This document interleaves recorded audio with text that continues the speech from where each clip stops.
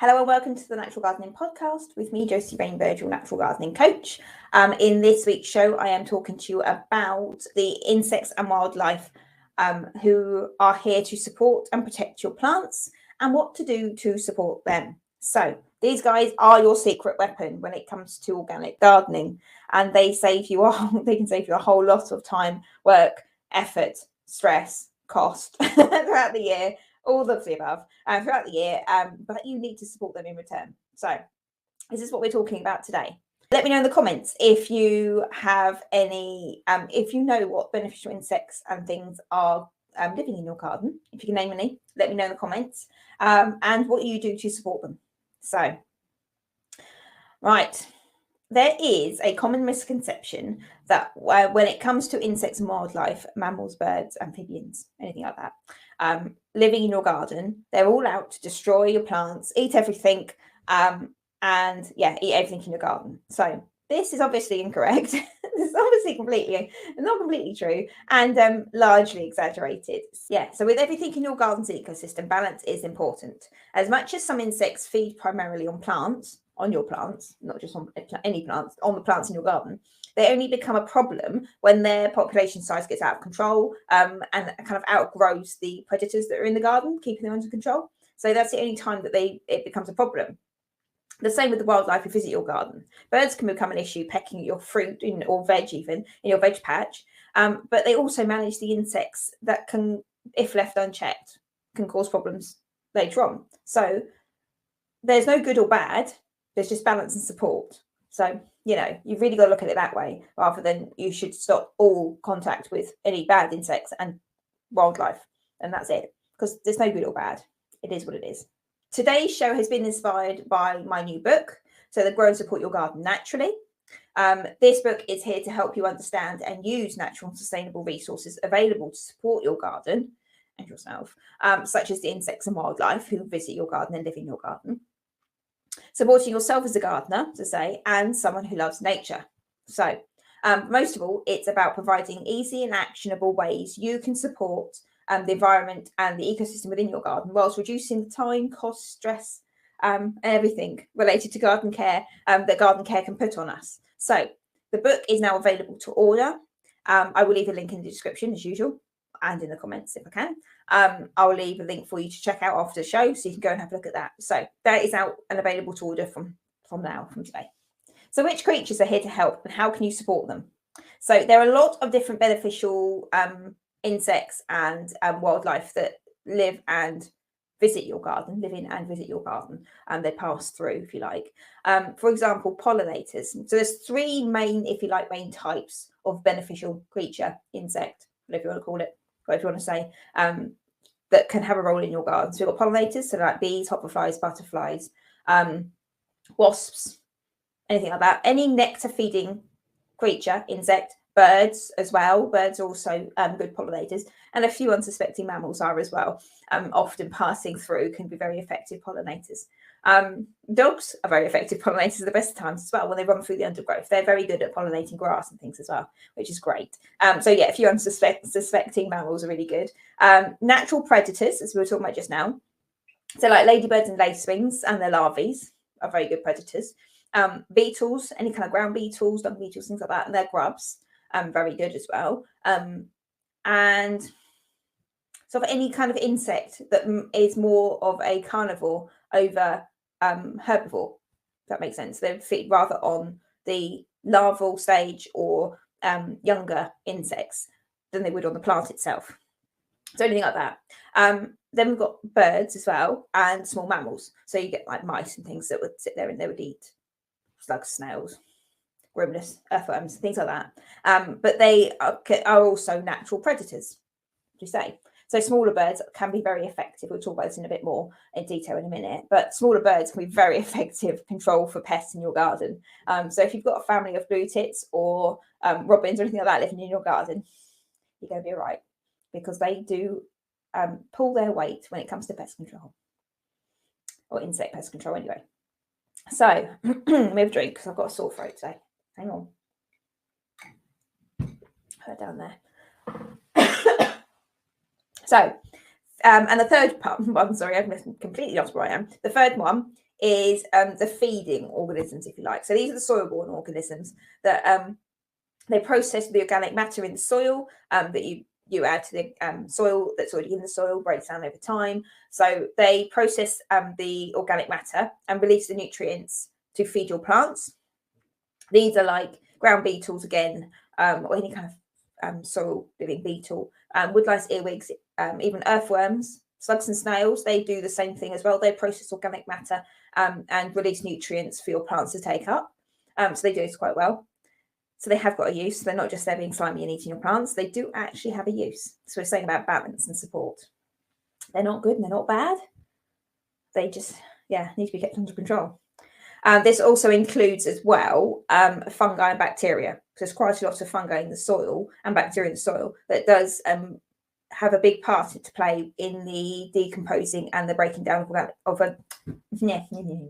organic matter. Get my teeth in today, of organic matter to then activate and release the nutrients for your plants so to take up.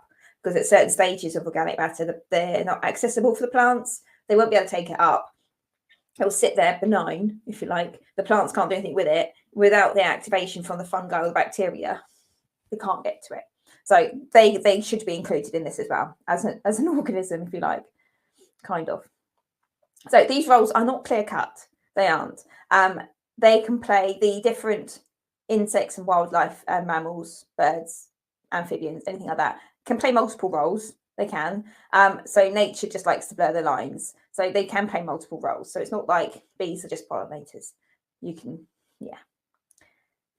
Let's start with pollinators, since I was just talking about bees. So how to support pollinators? How do you support pollinators? How do you... Oh, if I had a brain. Hang on 1 minute. So how to support... Oh, Lord. I've just completely lost the plot now. So how to support pollinators and get more to... How to support pollinators and get more of them to visit your garden. There we go. Got it. So how to support pollinators and get more to visit your garden. So you can do this by... There's a variety of different ways you can do this, but these are the most effective.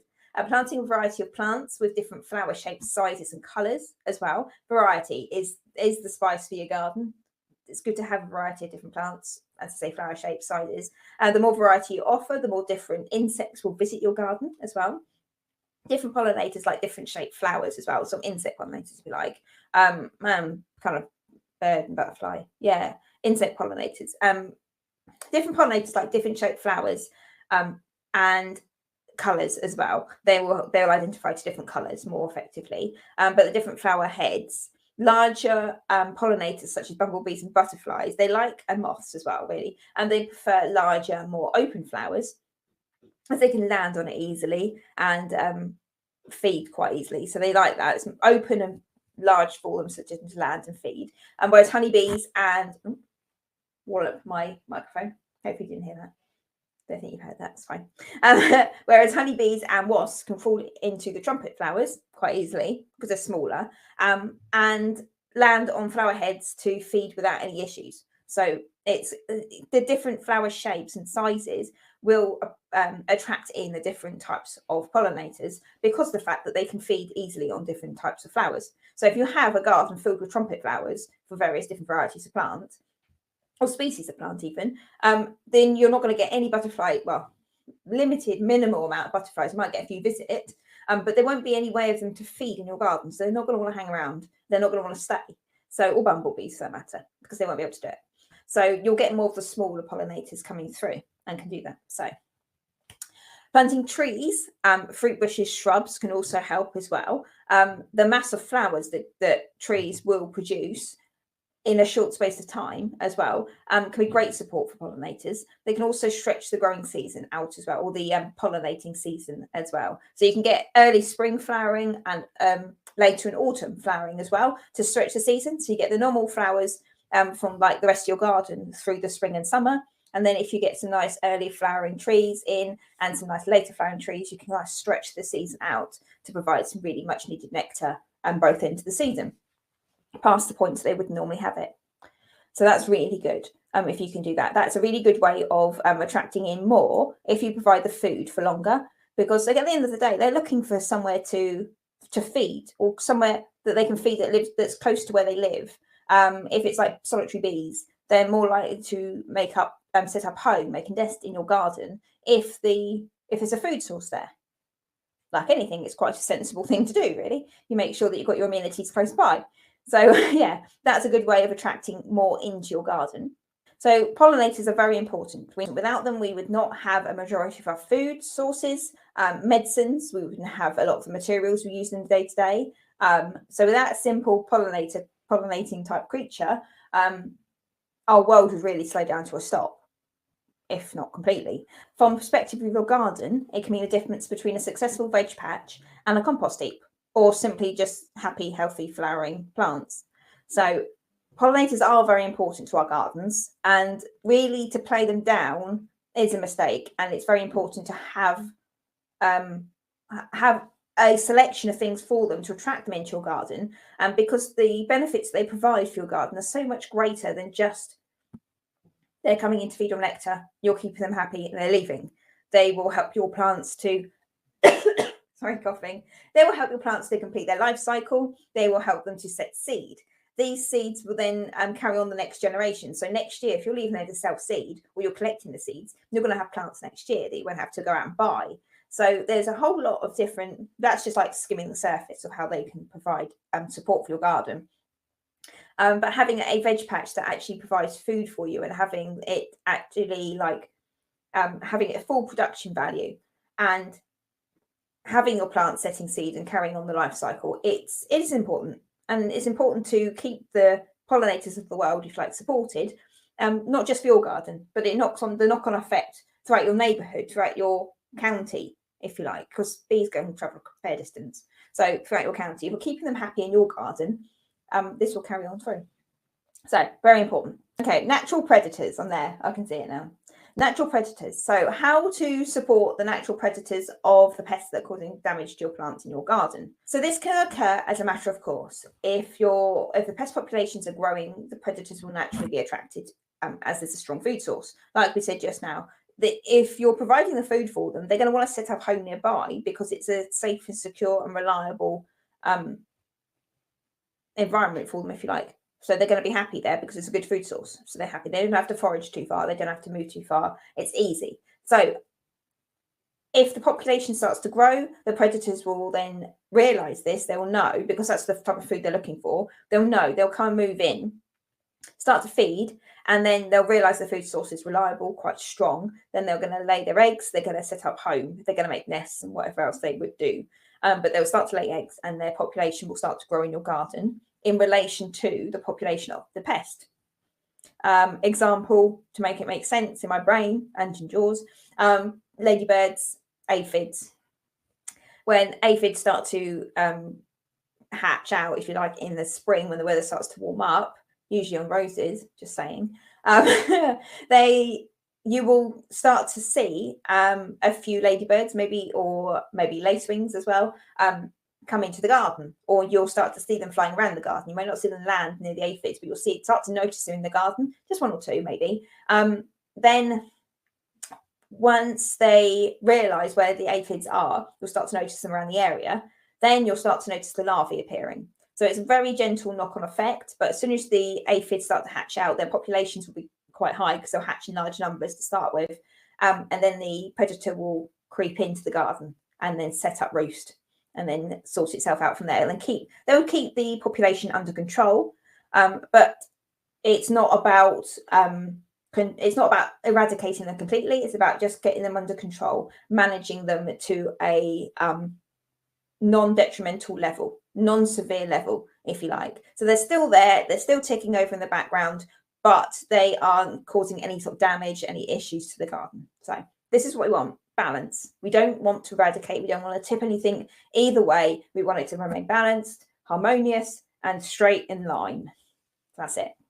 So if the pest population grows, the predators will actually be attracted to the strong food source, as I say, and they will look for, your garden will then become attractive to them as a place to stay, a place to live, and a place to lay their eggs.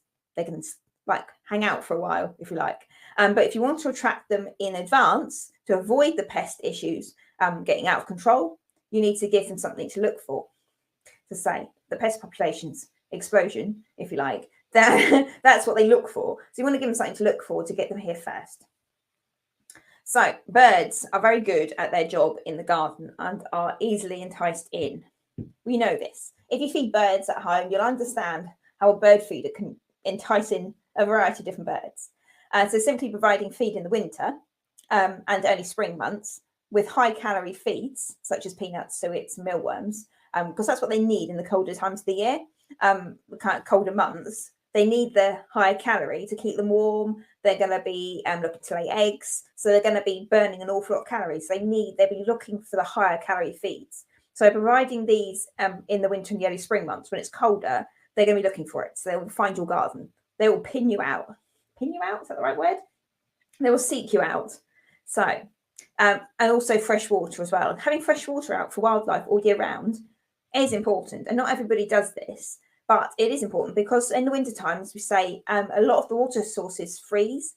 So then it's harder for wildlife, birds, foxes, mice, anything like that, to even insects, to find fresh water. So having fresh water out is a massive attraction for them because they know it's safe, secure. They've got the food there, they've got the water there. They're more like a sap house, so or nest if it's a bird. Then obviously you have the space and the material to nest. If you leave them little nesting piles around, that really helps as well because they don't have to search for it, they don't have to forage for bits of sticks and hair and fluff. If you help them out a little bit, it's encouraging. So yes, as I say, notice I said feeding in the winter and the spring, early spring, so the colder months. This is because if you feed them all year round, they're less likely to want to forage, which is what they should be doing naturally. And the point of foraging is when they eat the pests that you want them to eat in your garden. So when they're foraging, they'll be eating the slugs and snails that cause you problems, keeping their population under control. These smaller birds will eat the soft-footed insects, such as aphids, white fly, green fly, black fly, any of the scale insects as well, anything like that. I forgot what the other one is. Mealybug, anything like that. So yes, so you want to be feeding them in the months that they can't find the food. You want to support them then, and then they will support you in return in the warmer months when the pests start to come out. They can forage because they know what they're doing when it comes to foraging. They are experienced foragers, birds, and they will keep the pest populations under control because it's their food of choice, and you won't have to worry about it so much. But as long as you support them in the winter months when they need your help, that's the key, and not all year round. You don't really want to be keeping feeders full all year round. That can cost you a small fortune. And it doesn't do them any favours. It doesn't do you any favours. So why bother? Why do it? Okay, right. That was birdies. Insects. As I said before, right. So predators, the predator populations, get my words out, the predator populations will increase. There's lots of tongue twisters going on today. I'm not doing well. Right. Okay, so the predator populations will increase in size, and in size with the prey populations. So to say, as one increases, the other one will grow with it. You'll attract more in, and they'll manage each other. So that's really good. And same as if your prey or the pest population drops, so will the population of beneficial insect or the predator. So they'll manage each other, they'll check each other, and they will stay in balance. So nature does this very well. They'll be attracted by the strong food source, as we said, and will stick around for as long as they can, as long as the food source is there. So then once the food source drops off, they won't be there so much, or they'll lay less eggs. They'll move on to find new food sources. But they always tend to come back once they know the garden is good and once they know the food source is there. So you won't have a permanent nest of ladybirds in your garden. They will travel. If you want to attract them in ahead of the population explosion, when planting population explosion, planting natives, I can't talk today, I do apologize. We'll get there, it'll be fine. So if you want to track them in ahead of the population explosion, which is what we want, and then planting native species of wild flowers with big open wide flat flower heads, that's the word I was looking for, flower heads, nectar rich plants as well. These can be very effective at attracting in a variety of different beneficial insects. Providing nesting materials or homes as well can do this. So if you've got space in your garden that's got a lot of wildflowers growing in there, if you've got a lot of overgrowth as well. Piles of little stones in the corner of your garden, that's a good one. Or logs and piles of sticks. They're really good. They're really effective little nooks and homes for all the different beneficial insects. They'll attract in a lot of wildlife as well, which is good. So also, if you've got an insect hotel or a bug house as well, you can often have them screwed to your walls, left in a corner of the garden. They're very effective as well at providing a ready-made house. The insects or the birds or the mammals or whatever you've got. Move my microphone. There we go. So whatever it is that's trying to find a home in your garden, if you've got a home ready set up or the materials there to make the home, they're going to more likely to stick around. So providing nesting material is really quite a good way of attracting in a variety of different supportive creatures. The last one is the feeding organisms. So the feeding creatures, the soil-borne organisms, that's the word I was looking for, soil-borne. So, okay. You don't see these guys very often. They tend to stay underground. They tend to hide away. And unless you're digging in the ground often, or you are, even if you're not digging in the ground, if you're involved in your soil quite a lot, you won't really see them. They just like to keep themselves to themselves. They're quite out the way, quite happy hidden under the soil. They tend to fend off a lot of pest problems as well from the roots, like under the soil pests. Processing organic matter and releasing nutrients into the soil so your plants can then take them, the roots can take them up and feed. So the best way to support these guys is to make sure you provide them with plenty of organic matter to process, because that's their job, that's what they're doing, that's what they do all the time, processing organic matter, and reduce how much you work the soil as well. So maintaining good soil in your garden is important. It's the foundation of your garden and needs all the support it can get from you. The creatures living in the soil ecosystem, if you like, they are there to support and maintain the balance in the soil and support the plants growing in the soil. And the plants growing in the soil. By keeping the digging to a minimum, you'll reduce the stress and upheaval. In the soil, and the ecosystem won't have to keep settling itself, resetting itself before it can then kick off the work again to carry on processing the organic matter, providing the nutrients for your plants. So leave them alone, basically. You leave the ground alone, let them get on with it, dig the ground over as minimal amount as possible. Only dig where you need to dig. So only plant things where you need to plant things. Don't dig over for the sake of digging over. They will be so much happier for it, and the soil will be so much better. So to put it simply, leave them alone. Mulching with good quality organic matter twice a year, so in the spring, so early spring, or the mid to late autumn, and reducing how much you turn the soil over can provide all the support that your soil needs and more as well, to keep them trooping on, to keep them going. So you can leave them alone, feed them if you like, feed them and leave them alone, so it's good. The support the ecosystem provides can be the strongest support your garden needs. Without it, you can literally see the difference, the effect and the health it has on your garden's health, the resilience of your plants, the nutrient levels in the soil. Absolutely. So the support the ecosystem provides for your plants, for your garden, is the strongest support your garden needs. So it's really important to invest in your soil, look after the soil as best you can. So these guys, that make up the ecosystem of soil, are really important to look after. So yes. Yeah, so to learn more about the creatures living in the soil, making up the soil ecosystem, I'll leave a link to my soil care playlist as well, that's from YouTube, from my YouTube channel. So I will leave that link so you can check that out after the show. But also I've got a chapter devoted to it, to the fauna of your garden, in my new book, Growing Support Your Garden Naturally. So that's all in there. So you can check that out in greater detail, tell you a lot more information in there on how to support each different type of, if you like, beneficial creature for your garden, and how as well the different benefits they can offer you as well, for your garden and you. So that is it for today.